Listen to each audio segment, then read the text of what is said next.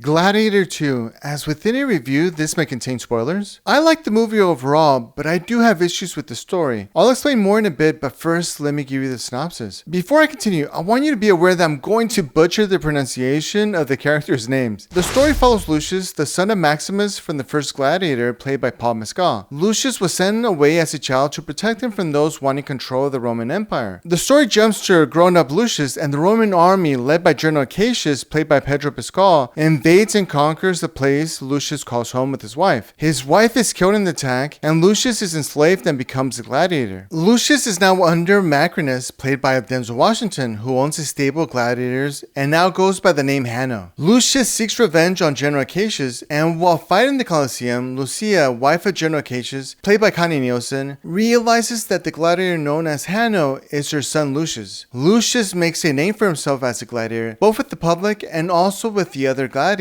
Throughout the film, Lucius is aware of his heritage but refuses and rejects his past because of what Rome has become. This isn't the Rome his father dreamed of, and he struggles to see how it can be changed. My main issue with the story is with the main character Lucius. While I enjoyed the character for the most part, he was someone who rejected his heritage, if you will, but embraced it rather quickly. Obviously, he was hurt and felt abandoned, which made him feel like he didn't have a family. The turnaround and him embracing his past didn't feel earned or necessary. I think I would have preferred him to be his own person with his own beliefs and live his life through his own code. While he remembers his past, he didn't grow up with a family, and so he developed his morals he has now. I'm not saying not to make him the son of Maximus. What I'm saying is to have him forge his own path without him having to prove to others that he's the son of the great Maximus. I think people are going to argue that him declaring himself the son of Maximus is the only way others will follow him. I don't think that's true. Before anyone found out who his father was, he was doing a great job of getting people to follow and believe in him. He was getting the people of Rome on his side, and the other gladiators were following him as well. Lucius had a speech at the end that was not only reminiscent of a Braveheart type speech, but it felt a tad hollow because he mentioned his dad's dream of a free Rome. I think because I wanted him to be his own man, it made it difficult for me to accept that he now embraces being the son of Maximus and taking on his father's dream. I wanted to be his dream. He's the type of guy who would want a free Rome because he seems like the type of person who wants everyone to be free, but I don't see him as a person who wants to be at the forefront of that change. Rome is not his home. I see him wanting to rebuild the home he lost. Without his wife, one could argue he might not want to be there and want to start fresh somewhere else, with Rome being an option. With the speech he gave, I also had a hard time believing that everyone now sees Lucius as the next Maximus. There wasn't enough time for others to get to know him. One speech doesn't prove anything. I'd be remiss if I didn't talk about Denzel Washington's accent or lack thereof. While everyone else incorporated a variation of an English accent, Denzel kept his regular American New York City accent. It's a bit jarring at first, but you get used to it. It's not the first time this has happened in a film. I remember Tom Cruise playing a German army colonel in the movie Valkyrie. He didn't incorporate a German or English accent and used his regular accent in the role. Not incorporating some type of accent isn't the norm, but it's not without precedent. It's been 24 years since the original Gladiator came out. I don't remember much of the first Gladiator, so I won't claim that Gladiator 2 is better or worse than the first Gladiator because I don't know. For years now, there's been speculation that a new Gladiator might be in the works. I'm sure that as a new Gladiator was being developed, the filmmakers considered multiple stories. One could be to make a prequel and focus on a younger Maximus, and the other option was to make a sequel that continued from where the first one left off. A sequel was the option they chose, and I think it was probably the correct choice. Going the prequel route seems like the riskier choice, especially after 24 years. It's always going to be harder to tell something compelling when we know the outcome. Overall, I like the movie and it may be worth watching. If you stuck around this long, why not give the video a like, try it out, see if it works, subscribe, check out my other videos, leave a comment, let me know what you think of the film. See you in the next review.